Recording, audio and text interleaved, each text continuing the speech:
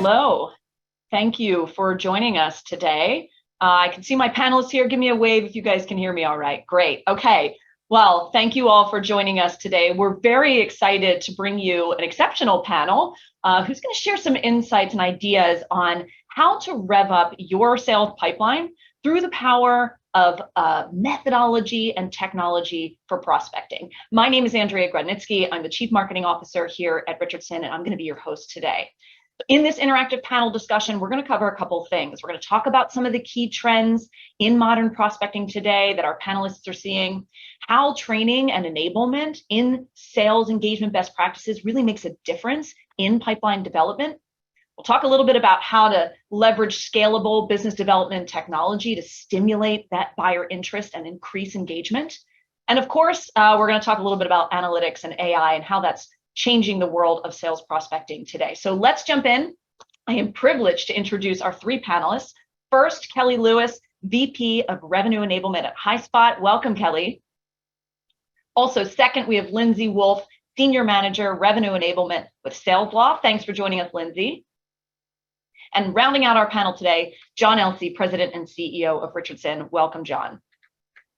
So let's jump in. Guys, we're just going to kick it off here with our panel discussion, and we'll ask all of our panelists to answer. If you have questions, we will make sure that we reserve time at the end for Q&A, so look out for that after we finish going through a couple of our questions for our panelists here.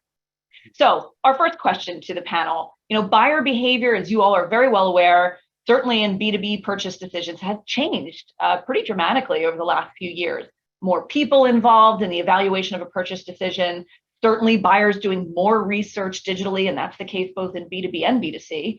Really curious, how have you seen your customers adapt to these trends in terms of how they prospect and develop their pipelines of sales opportunities? Let's start with John.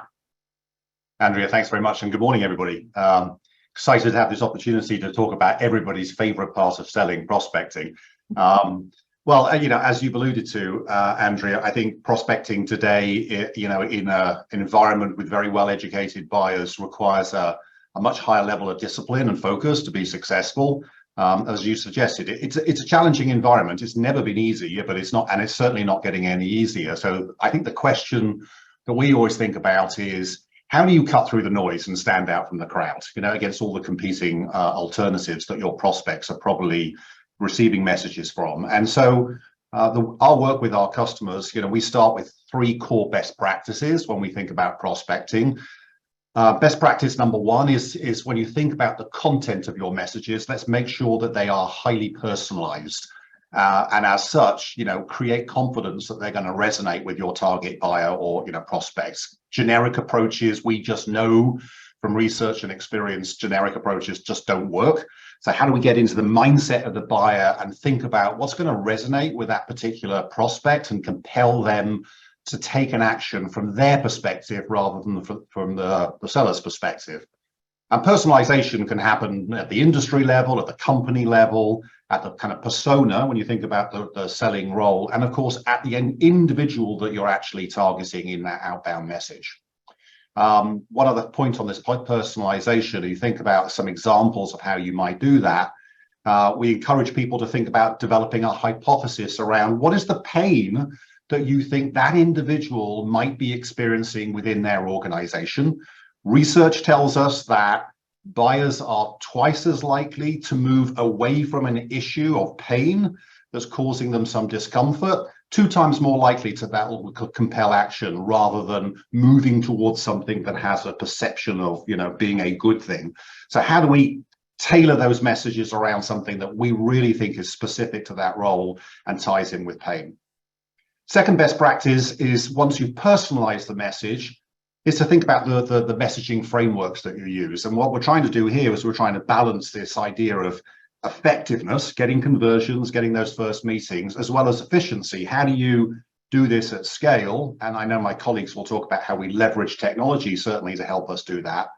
But think about, structuring your messages in repeatable frameworks. So examples, we like to use things called what we call a value statement or a customer success story or a value proposition. So simple frameworks like issue, action, value that allow you to describe What is the issue or pain you think your customer is having?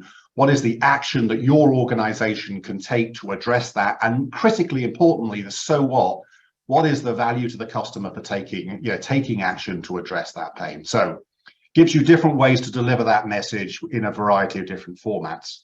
And then finally, my third comment here is in terms of best practice is think about delivering those messages through what we would describe as a multi-touch cadence. You're very unlikely to incite action and get the results that you're looking for if you rely on one format and try just once or two or three times. In the neuroscience that we teach sellers, there's this concept of priming bias, and priming bias tells us that, whilst there's a fine line between being professionally persistent versus being intrusive, priming bias tells us that if someone, the more exposed they are to an idea or a concept, the more likely they are to be receptive to that idea. So it takes multiple different touches through different approaches over an extended period of time to lay the groundwork. The good news is all of these things, I think, can be learned and can be taught. And with the right methods and right skills, sellers can generate very healthy pipelines and do so in a very consistent way. Thanks, John. You're talking a little bit about engagement and the technology behind it and cadences. I'd love to hear a little bit more too from Lindsay on this topic. Yeah, definitely. Hi, everyone. Thanks for having me. John, you spoke about so many interesting things with regards to prospecting, and a couple of key items stood out for me, and one is around personalization.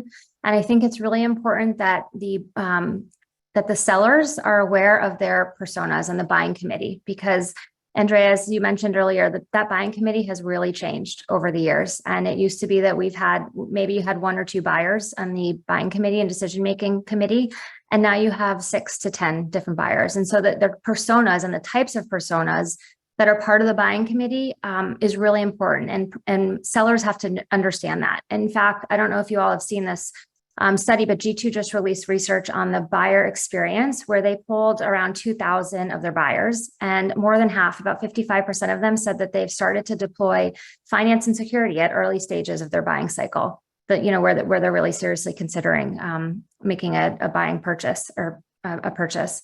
So that's number one, right? Like buyers are engaging their legal, their finance, their security, whereas previously we had a handful of influencers and champions, but really just like that one target persona, that one buyer. Today you have sales leaders, you have finance, you have security, you have sometimes marketing, oftentimes revenue operations, oftentimes enablement, right? Sometimes you have procurement. I mean, that persona and what those different teams and individuals care about is vastly different. And so sellers really need to understand what they care about. And so something that we do at SalesLoft is just make sure that we're working really closely in lockstep with product marketing to ensure that the things that the various buyers I just mentioned and the various personas care about are understood in our marketplace and with our sellers, so that they can speak confidently to whomever it is that they're talking to, during that deal cycle. So multi-threading is really important. I think in addition to personas and the importance of making sure sellers understand who they're talking to, when they're talking to, at what stage in the buying, in the purchasing decisions they're talking to them, deal health is also critical for strong prospecting. And John, you kind of touched on that as well towards the end. I mean, as revenue enablement leaders, I think it's really up to us to make sure that our teams are understanding the indicators of deal health and navigating the changes that are always happening within any deal cycle. Anything from leadership changes to company rifts to multiple buyers that are constantly in flux. It can feel like a moving target oftentimes. And so it's really, I think, challenging for sellers to be able to prioritize and know where to spend their time. So that's where we come in as, enablement leaders to really help guide them and help them understand what deal health means, and just really keep them on track and moving the deal forward. The other thing I'll talk about is what does that mean for us? How do we help to ensure deal health? Because there's a lot of different ways to do it. And I know, Kelly, you're going to touch on this at some point during our conversation, but coaching is really crucial. And fortunately at SalesLoft, we have an internal conversation intelligence coaching tool that we use. and leverage to capture and analyze all of the prospecting interactions so we can identify what's working from our top sellers. We can replicate that and we can scale it. And then we can work with our frontline managers to really coach sellers on how to leverage these best practices and upskill from what's working in the field from our top sellers. So that's one thing. And then the other thing that I think is really important in navigating deal health is through just qualification and methodology criteria, and making sure that you really have a clearly communicated and seamless integration between the two. So whatever qualification tool you're using, integrated with whatever your company's methodology is that you're using as well. And I think that's really crucial to help with pipeline growth and general confidence in knowing that a seller is doing all the right things and taking all the right steps to move the deal forward. Really helpful, Lindsay. I think, we've certainly seen as well that, sales enablement, revenue enablement leaders who get involved in and care about deal health is so important. They're some of the most successful ones in the business. So thank you for that. I know we have a couple questions coming in. I'm going to get to those and ask them in just a minute. I do want to hear from Kelly as well, but also you mentioned that G2 research, Lindsay, and just for folks that are listening, Megan just posted that in the chat. So thank you for that, Megan. So somebody had a question asking about that research that's up there for you now. But Kelly, would love to hear your perspective here. Yeah, hi everyone. Thanks for having me, John, Lindsay. Great insight there. I think there's two things that I'm seeing that are a little bit different in how companies we're talking to are approaching buyers these days. One is nurturing, and this is specific, I think, to the economic downturn and those that are selling into tech. So for a very long time, I think that we had the luxury of a growing market, and a lot of companies could walk away from leads when they didn't meet that qualification criteria. But knowing that we're in this interesting market right now, the skills around nurturing a client, knowing that they might come back next year or in the following years, are something we've been really focused on, and just a new skill for a lot of sellers who haven't sold in this environment. And then the second thing I wanted to talk through is, I think we've all seen data, there's data all out there about this, that almost 70% of buyers fully define their needs before they ever talk to a rep, and 44 have identified a specific solution before they've talked to a seller. And so in those scenarios, you have to, what John said, really personalize your conversation, come across as very authentic, but you also have to engage buyers in the way they want to engage. And one of the things that I've seen companies do that I think has been really effective is adopt digital sales room technology. So they're providing the buyer everything they need in a single location and continuing that experience they had before they engaged with the seller in terms of that digital experience. So yeah, I think we're going to continue to see a big adoption of digital sales rooms as we continue to move forward. Yeah, it's a lot about purchase ease, right? I mean, make it easy for your buyer. That's totally. That's how I want to buy. Yeah. John, were you going to jump in there?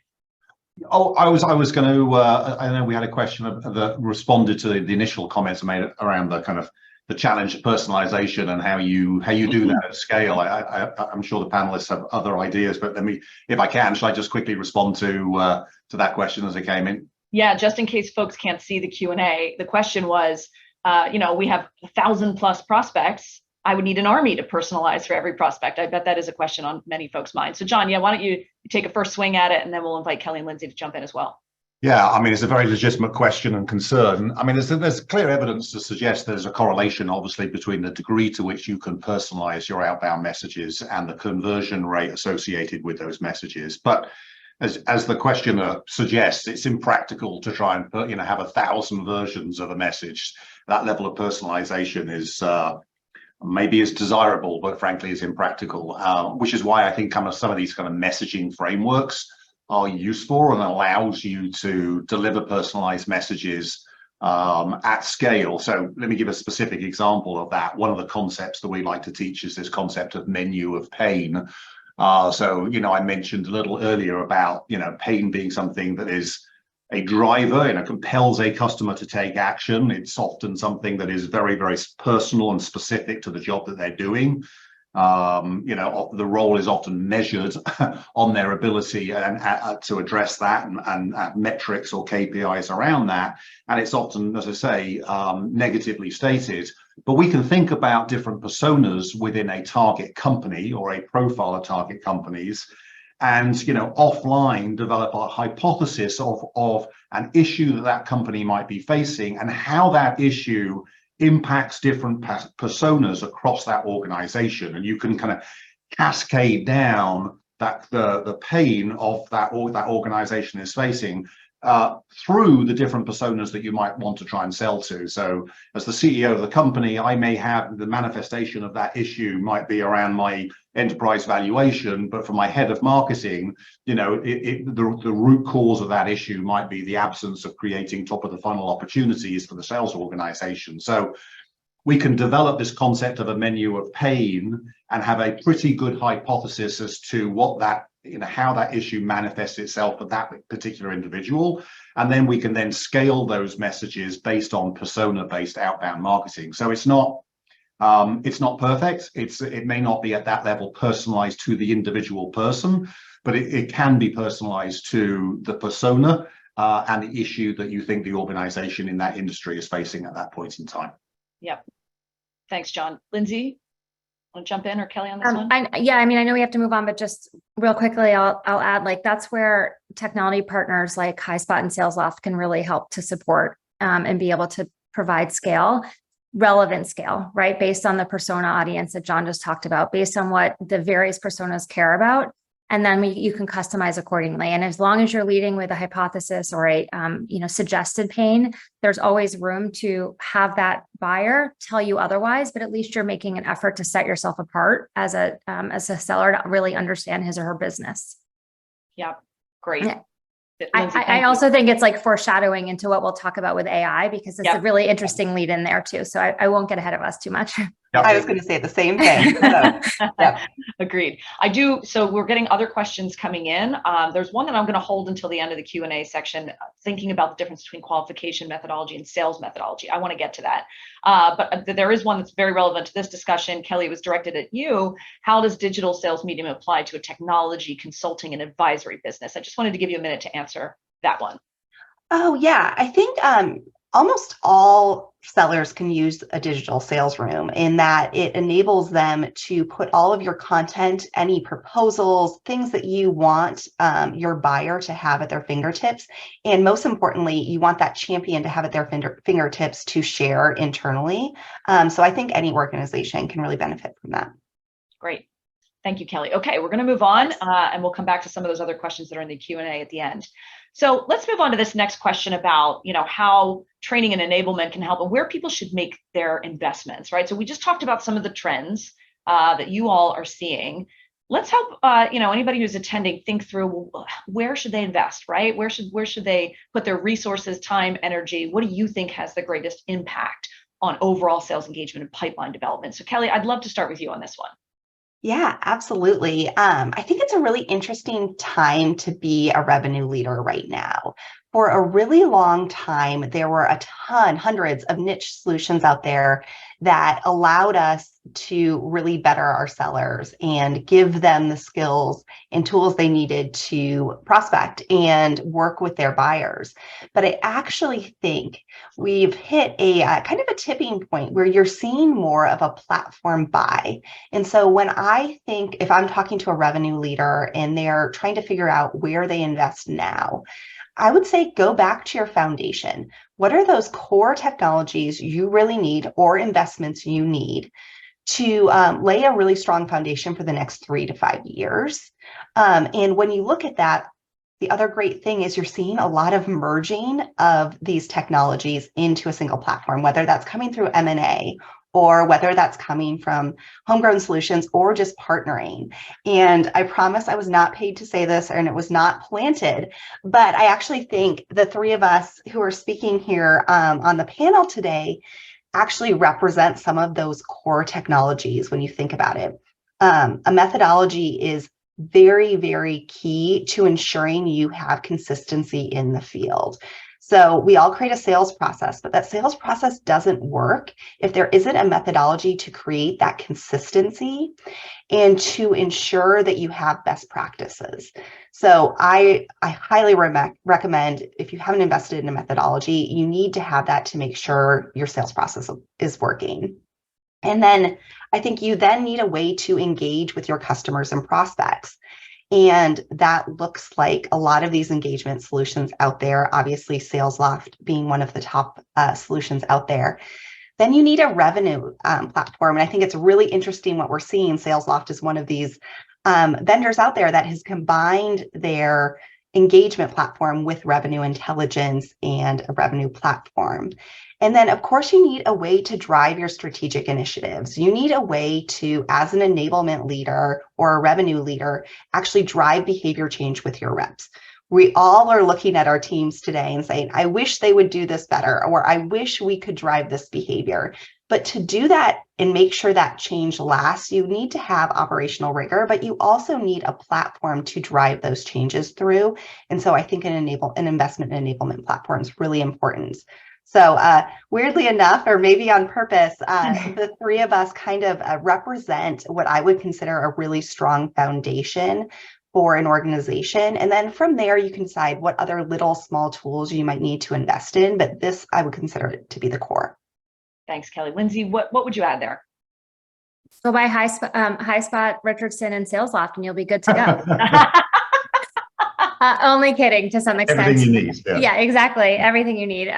But really, I mean, Kelly hit the nail on the head, and that, you know, I think that the three components that she mentioned are core. I also just want to like almost take a step back around general tech stack consolidation, because during COVID, and I hate to like go back to COVID, but companies didn't know what to do in the remote world, and so they bought a bunch of technology to make sure that they were solving the problem of seller productivity. But now the reps are less productive.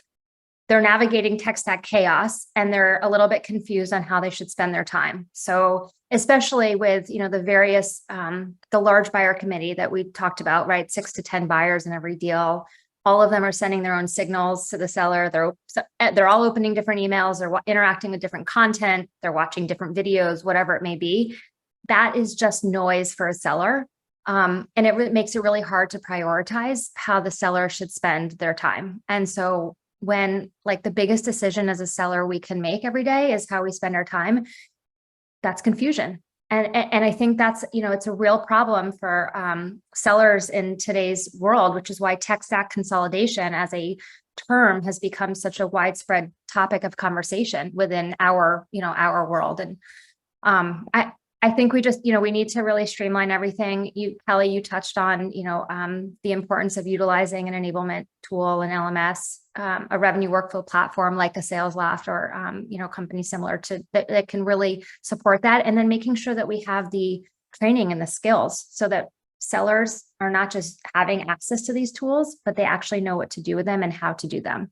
And so that's really important to me. I think that's really the crux of it, truthfully. Yeah. I love that term, tech stack chaos. Yeah. Start using that one and see. John, what would you add? Gosh, sentiments that Kelly and Lindsay have expressed so far, absolutely spot on. The issue around having a sales methodology, of course, we would say is critically important. I mean, sales methodology is really the decision about how you want your sales teams to show up in front of your customers. Like, what is the mindset of that sales organization? What is the experience you want to create for your prospective customer organization? And I know we had a question a little earlier, the difference between a qualification methodology and a sales methodology, but a sales methodology is clearly much broader and encompasses the actions that you need to take aligned to the buying journey of your customer. It's about the skills and behaviors, how your sellers actually execute those actions in a buyer aligned way. And importantly, it's like as I say, it is the mindset. It is the philosophical approach you want your sales organization to take that really, governs and is overarching as those two prior things. And the qualification methodology is clearly a subset of that, and a very, very important subset of that. with respect to this particular question, I mean, a couple of things I would add is the technology is critically important and it's a force multiplier. Many of our customers have already installed technology into their technology stacks, and of course are looking to figure out how they drive greater yield and productivity from those investments. And our perspective is you can amplify the impact of those investments if you really understand the behaviors and skills of your sales organization.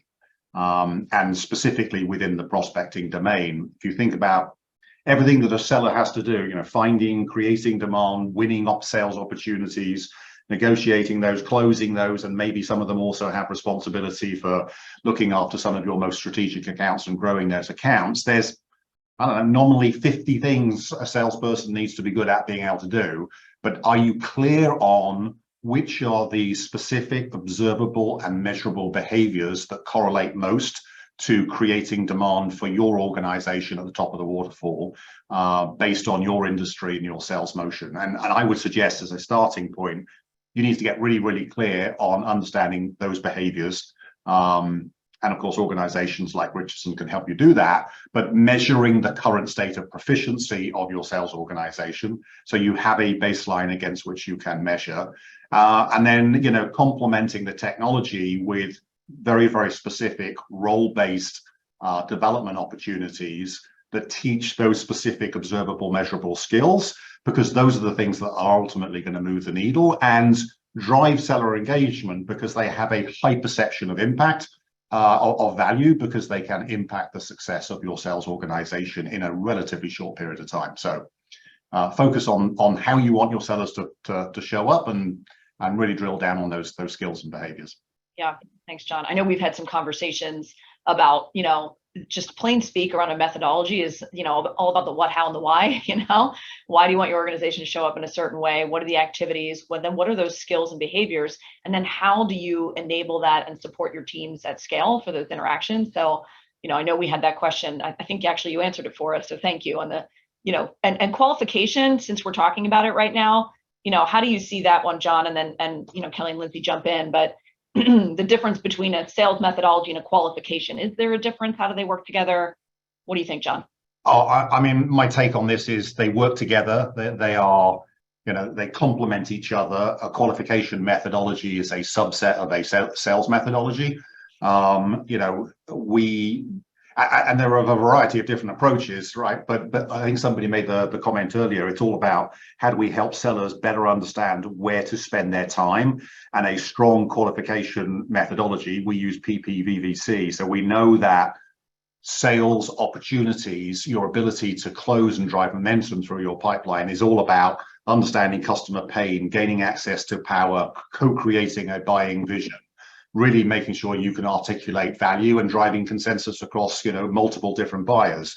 Those 5 things move the needle. And if you have a good qualification methodology, it not only helps you qualify opportunities, but it tells you where you need to spend your time next in order to make the biggest impact on that sales opportunity. And then, you apply the techniques and the methods and the philosophies of your broader sales methodology to go pursue that further. I know there's more on this too, right, Lindsay, as we start to lean in and talk about AI and analytics, et cetera. But do you want to jump in on this one just before we move on? Just add to what John said, that this is all tied back to deal health also, right? And if you're following your qualification approach, then it's going to lead to stronger deal health, which is going to lead to closing deals more quickly and getting larger deal sizes and all the things that, we look for as, revenue leaders. Yep. Okay. I think we're going to keep talking. This topic is going to keep going into the next question. So if everybody's okay with it, let's keep going here. We got to talk about analytics and AI, right? It wouldn't be a panel on prospecting and revenue enablement if we didn't. So love to hear from each of you. It's a big question, but how do you think analytics and artificial intelligence are changing, prospecting and lead generation and all the things that we've talked about in terms of the trends around personalization? It's a big question. I'm happy for each of you to take it in any direction that you want, but I think everybody's trying to figure this out because it can really be a game changer for organizations who are able to use analytics and artificial intelligence in the right way, but it can also be a big distraction, right? So Lindsay, I'd love to kick off with you if that's all right. Sure. Yeah, we could probably spend an entire day talking about AI. It's a hot topic, right? Yep. And none of us really know the extent yet of how AI will impact our business long term or our personal lives, actually. I mean, just quick story. I know my 10-year-old son already knows how to use ChatGPT to have a poem written for him for school. So, the education system is not what we're here to talk about today, but they have their fair share of challenges ahead of them with like college essays and, the list goes on. But anyway, I digress. We're talking about prospecting and rep productivity, not my 10-year-old son's poem on ChatGPT. But frankly, like AI is not new to the sales technology world. It's just become more attainable. And I think it wasn't always doing what we wanted it to do, because the idea is that we want AI to make the life of a rep easier. And so it wasn't moving the needle on the revenue outcomes that we were like looking to drive and that we live and die by in sales. And so we can't let AI be a distraction for our reps. And that's what sometimes it can be a distraction, but we can also make sure that if they're utilizing AI appropriately and in, to the best of their ability, and that's up to us to help as revenue enablement leaders to teach, then it can only help progress deals and like kind of general confidence around when to use AI and when to just ignore all the noise. So how do reps differentiate from AI that's like driving revenue and closing business versus, like I said, all the noise in the marketplace? Because everywhere you turn, there's AI, there's ChatGPT, and a whole slew of other like artificial intelligence ways to get involved to utilize that. So at SalesLoft, we believe that AI, artificial intelligence, must be purpose built for the workflows that they're serving. So both inbound and outbound sales motions, account-based selling, deal cycles, renewals, you name it. We have AI throughout every part of our product, and AI is not new to us. We've had AI integrated into our product for a long time, but we've just actually unveiled our new AI and our latest product innovation called SalesLoft Rhythm, which is really going to change the game for sellers. And maybe I can just gloat for a minute on behalf of my company, because one of our beta customers. Invite you to, Lindsay. Thank you. No, I think people do want to hear about it. It's really exciting. We just launched SalesLoft Rhythm 2 weeks ago. And one of the beta customers actually saw efficiency improve by 25%. So they booked more meetings and they were doing it with fewer touch points. So I can tell you, kind of just in general, how SalesLoft thinks about AI. We use AI to guide sellers. So what we do is we ingest signals across SalesLoft and third-party integrations like yourselves to serve up the next best action for sellers based on the buying committees, the buyer decisions, and where they are in their timelines. So essentially what we're doing is we're using Conductor AI to ensure that our sellers are spending time in the deals that they need to take priority. So John, you mentioned this a little bit before also, like knowing what to do, when to do it, and how to prioritize is half the battle in really strong prospecting and really strong selling. So that's what we're able to do. That's how we utilize our AI. And that's to us, one of the most important ways to leverage AI as a seller to be most productive. So that's kind of how I'm thinking about AI. But like I said, there's so much to be known and to learn as things evolve. Exciting times. Yeah. Great. Kelly, why don't you jump in next? Absolutely. Okay, let's talk AI. What an exciting time to be alive, like you said. I think I'm going to tackle this from two different perspectives. So as an enablement professional, I'm very much, as a high spot, we call it learn it all mode. I think there's so many things that we can do with AI to make our jobs easier. And I'm very optimistic and excited about it. And I think there's just so many great things there. I'm a former sales leader, though, and former sales leaders were one-time reps. And so I put my rep hat on, my seller hat on, and I did get a little nervous initially. I was like, oh, how does this impact a seller's role? Does this eliminate the need for a seller? You can go down a lot of different paths and it gets really scary. And I had someone very smarter than me on stage say, make AI your companion, not your competition. And I loved that. And I think that's how sellers should really start thinking about how they use AI to, make themselves more efficient and make themselves better sellers. And so I think if you go with that mindset, you're going to think about the opportunity way differently than we're looking at it from a threat perspective. So I think Lindsay covered a lot of great ways that I think you can manage AI and actually use it to your benefit. From an enablement perspective, I think there's also some great ways. One thing that HighSpot's doing is translating all of the information that you put into your enablement platform for instant answers. So as a rep, I'm on a call and I have a question and I need an answer right away. You go in and type the question, it's actually going to populate the answer, not just the piece of content that you should find the answer in. So I think things like that are just going to make it easier for people to get information more real time, just in time. I think another way that AI is really impacting enablement world is that we're able to look at what content is working when you adapt, do A/B testing. What are really the differences and how is that impacting your role? And then you can also show the impact to everything you're doing from enablement to actual opportunities and drive business outcomes. So I think as enablement, we're always trying to prove our value. And I think with the technology through analytics and both AI, we're going to better able to show the correlation between all the great work we're doing in enablement and the reps are doing from a training perspective and tie that to the business outcomes and close deals. So I think there's a lot of really exciting things that we can see in terms of where we're headed. Yeah, I love that perspective too, Kelly, because I think maybe it was Lindsay you were talking about earlier, reps are spending a lot of time not selling, right? And there's just so much capability today for us to help them be a bit more efficient and get back to, frankly, what they probably love to do, right? And Yep. spend more time, interacting and engaging with customers. So thanks, Kelly, super helpful. John, what would you add? Well, it's a fascinating subject, and it's got us all excited and worried in equal measure, I guess.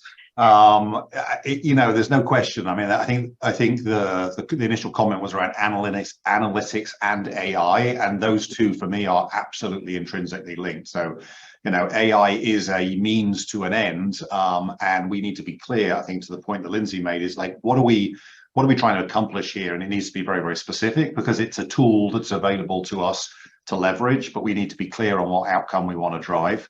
The quality of that and the degree of its utility does depend on access to good quality data, and a lot of it.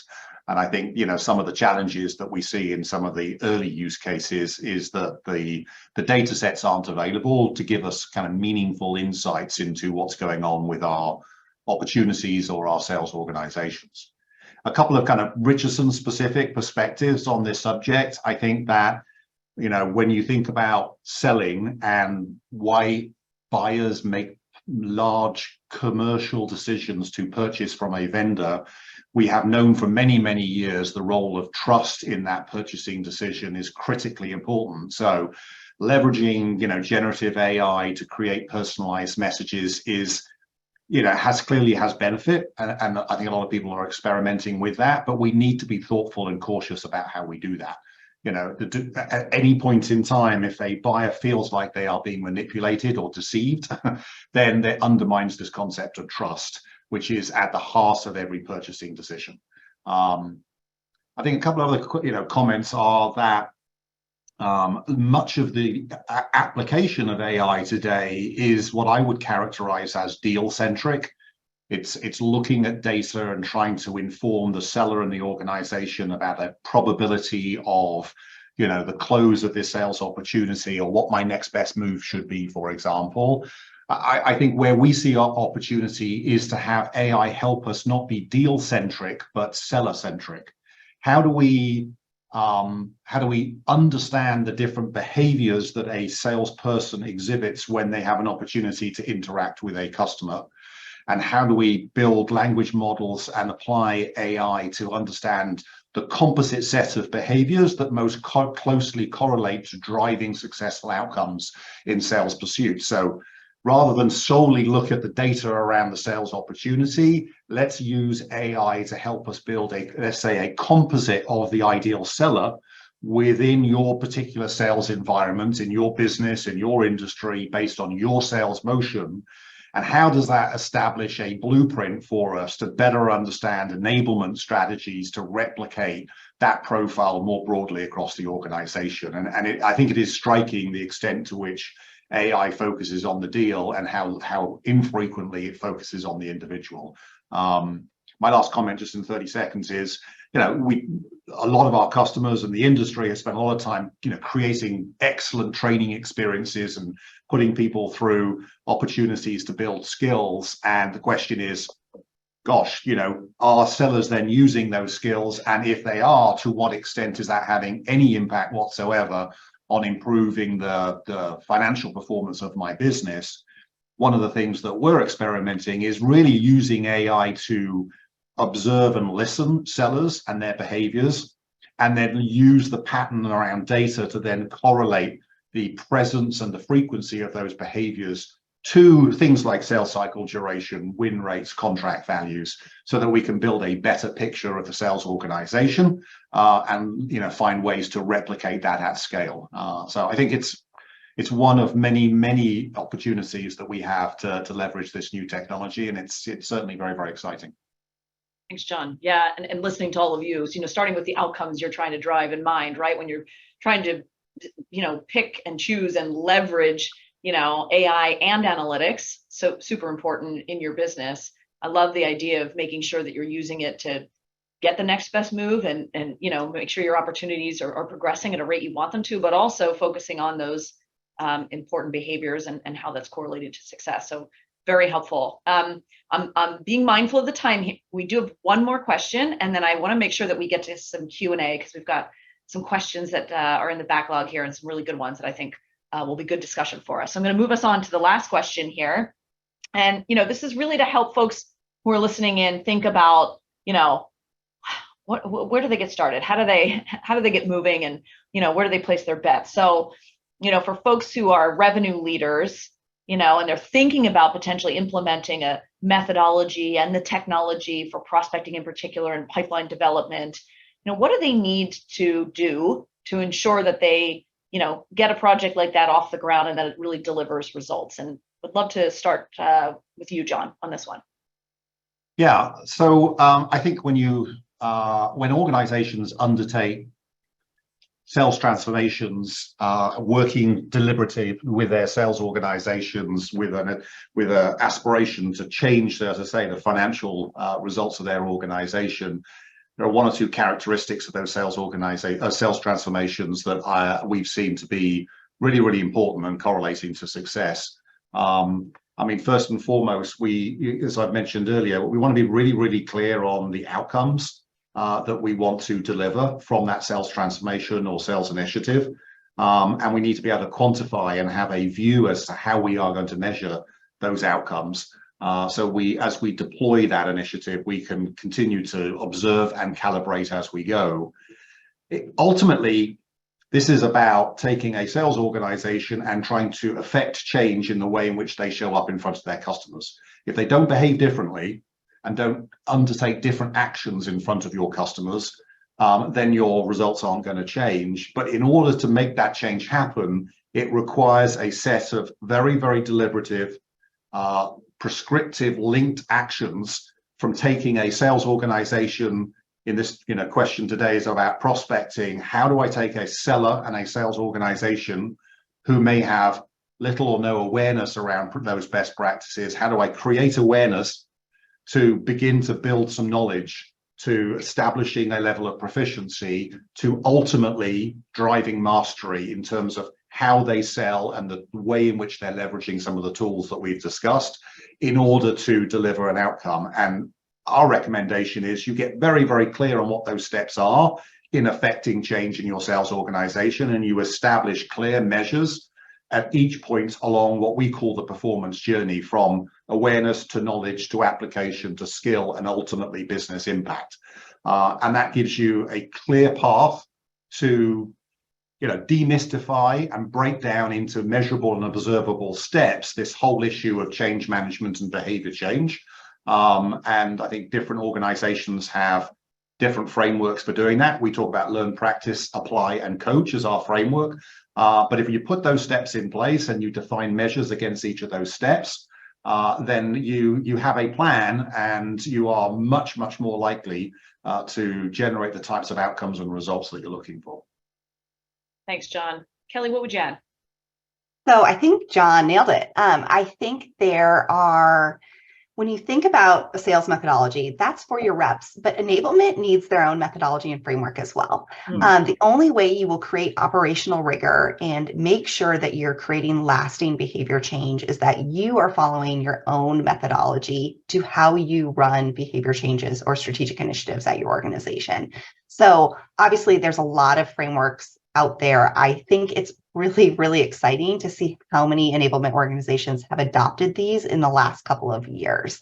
I think 2-3 years ago, you would have asked anyone if they had an enablement framework, and they would have maybe had given you a loose answer. But I think that we're just seeing a really big maturity here, and there's a lot of information out there. At HighSpot, we have the strategic enablement framework, which is equip, train, coach, analyze, very similar to what the framework that John explained, but it's really trying to make sure that you're looking at leading indicators along the way.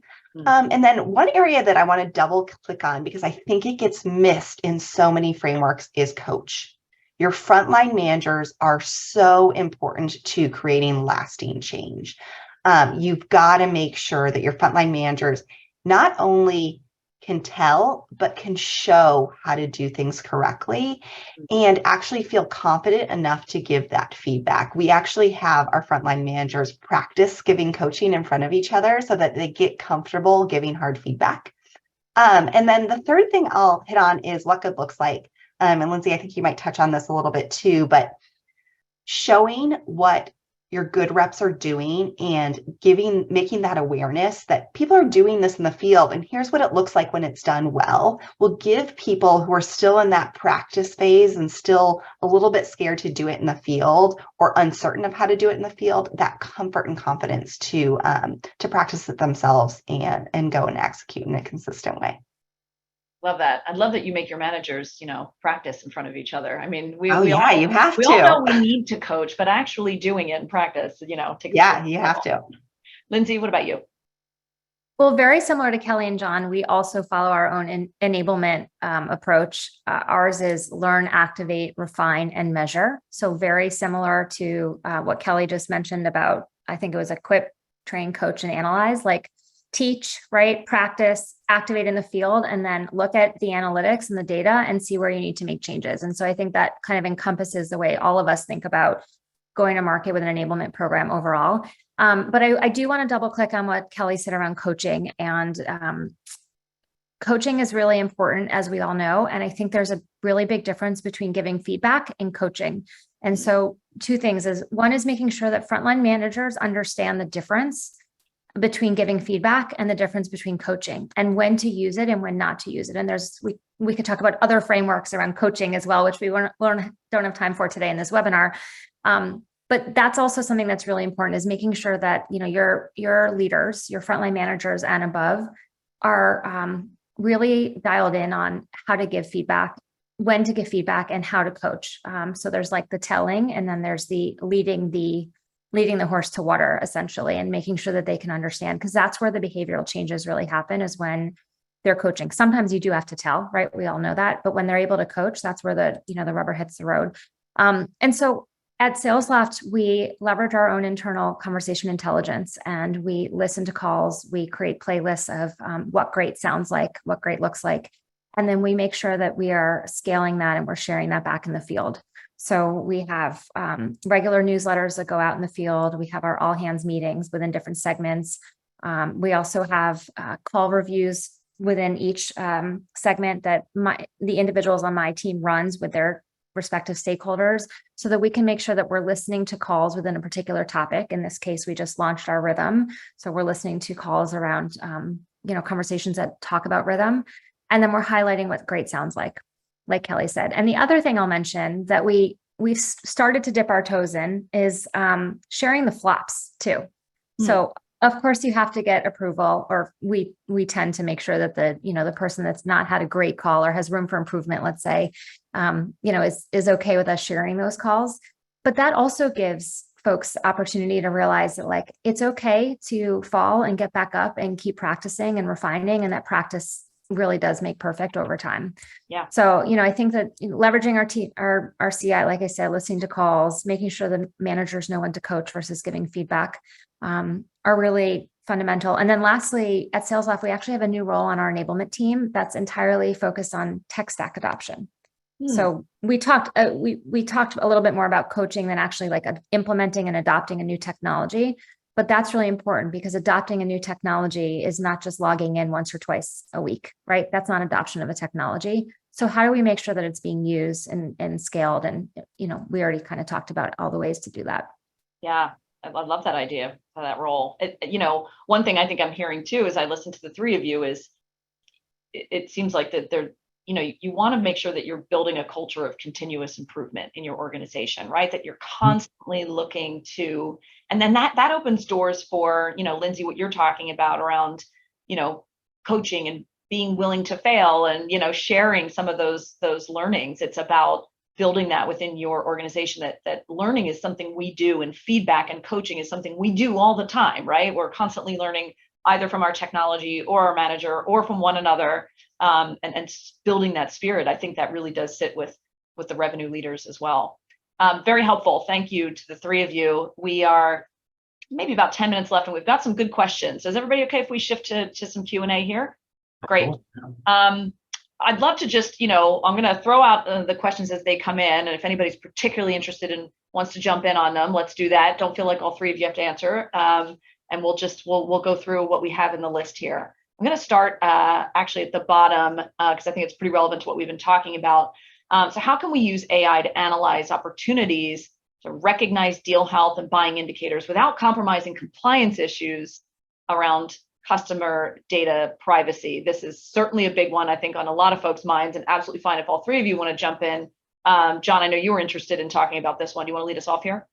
Yeah, just very quickly, I think it's a great question. And I think this is where a seller-centric approach to leveraging AI around qualifying opportunities and analyzing opportunities can be pretty insightful. So, building off my comment earlier, those kind of 5 variables, or what we call opportunity vitals, they're not binary. You don't just know whether the pain exists or not. There is a logical progression between, like, I have no idea, to I have a hypothesis, to my sponsor has told me what the pain is, to ultimately I've got it in writing from power that this is actually the issue that really matters most. And so there's a way of grading any one of those opportunity vitals. And within a CRM system, you can easily install, into your environment, a way of, your seller, as they interact with buyers and progress that opportunity, scoring that opportunity. And then we can use AI to look at the trend analysis around that progression as the seller moves that opportunity forward and ultimately gains access to power, or thinks about building that or co-creating that buying vision. As those opportunity vitals change and shape over time and ultimately get to the end state of where you want to be, that relationship can be understood by your AI engine, and it can tell you what combination and what sequence most powerfully works for you in your particular organization. And it's an entirely it is about the application of your sales methodology by your seller, and does not require you to, leverage customer information or, sensitive, personally identifiable information or customer data in order to gather those insights. So I think it's just one way of approaching that subject. Anyone else want to jump in on that, or shall we move to the next question? Good. Okay.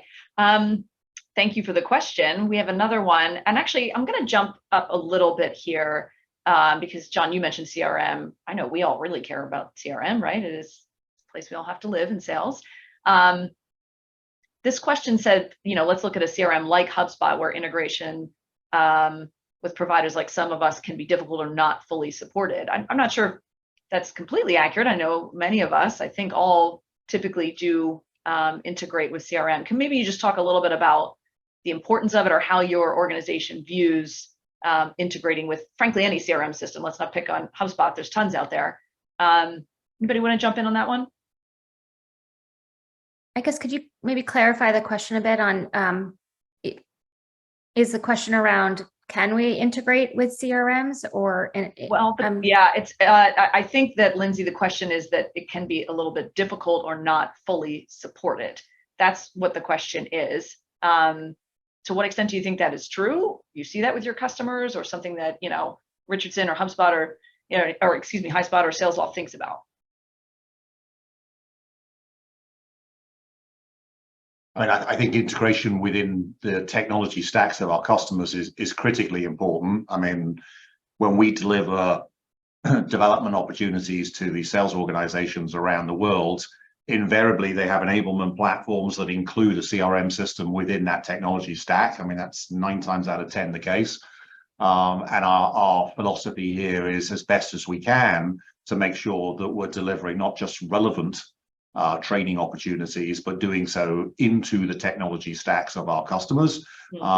So that we, I mean, for example, we have a performance platform called Accelerate, and we embed that into systems like Salesforce and other, you know, enablement platforms like the platforms we have here, so that, you know, we are where the sellers are working, and we you know, close that gap as much as possible. We're not asking them to go somewhere else and log into a different system and create some, you know, artificial barriers to adoption. So yeah, you know, that type of integration, I think, is very helpful. I also think as organizations, we've made a lot of progress in the last few years, right? Absolutely. Around making sure we've got integrations, whether it's simple single sign-on type integration or much deeper integration and linking. And you know, if for whomever asked that question, if you haven't looked in a while, I would say look again, because I think there's been a lot of strides made across not just our 3 organizations, but, you know, the sales enablement landscape in terms of making those integrations work, particularly with CRMs, because we know that's where our sales teams live, right? Okay, I think we have time for one last question here, and this one came in earlier, and it's a really good one. I know it's on a lot of people's minds, so I'm going to go to this one, and that is, what do you see as the biggest challenge in starting up a BDR or SDR team from scratch? And what should be some of those initial steps you would recommend be taken before others? This is probably on a lot of people's mind if they're on this webinar thinking about building pipeline. Who wants to take a stab at this one? I'm happy to take a stab first. To me, it's simple, and it's defining the process. So what is your qualification process and what is your approach, so that you can then decide when a lead is qualified to be turned over to an account executive. And I think that nailing that in the beginning is crucial and fundamental to success of a BDR. And also part of a BDR success is around confidence and knowing what they should be looking for a qualified lead. Right, because BDRs are typically fairly new in their careers, and so they need to know exactly what they're looking for, so they can be successful, so they can have the confidence to keep going and keep digging. And it's a tough role, right? Prospecting and being a BDR is probably the hardest role in sales, as I'm guessing we would all agree. Yeah. And to build on that comment, Lindsay, I 100% agree. Being really clear, not just on the process, but the role delineation. The BDR is often sitting in that intersection between a marketing function, maybe an SDR function, the field sales, or the traditional sales organization. And so, you know, where does the BDR function start and finish, and what do those handoffs look like? And and being clear about what is the territory into which your BDR is prospecting, because that is no longer just kind of, I'm cold calling into non-customer accounts. You know, how do they potentially operate and create opportunities within existing accounts that may be held by your sales organization? So getting really clear on the role delineation and the handoffs and intersection between your different other functions within the organization, I think, is critically important. Absolutely.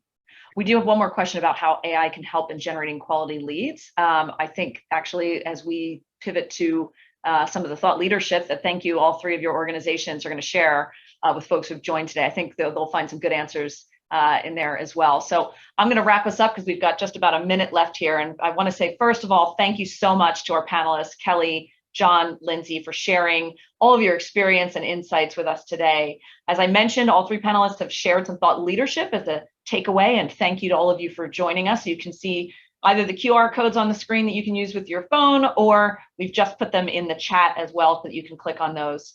Thank you all so much for your time today. We are so glad that you joined us, and we hope that you felt it was time well spent. And we hope you have a great Wednesday. Thanks, everybody. Thank you. Thanks, everyone. Thank you.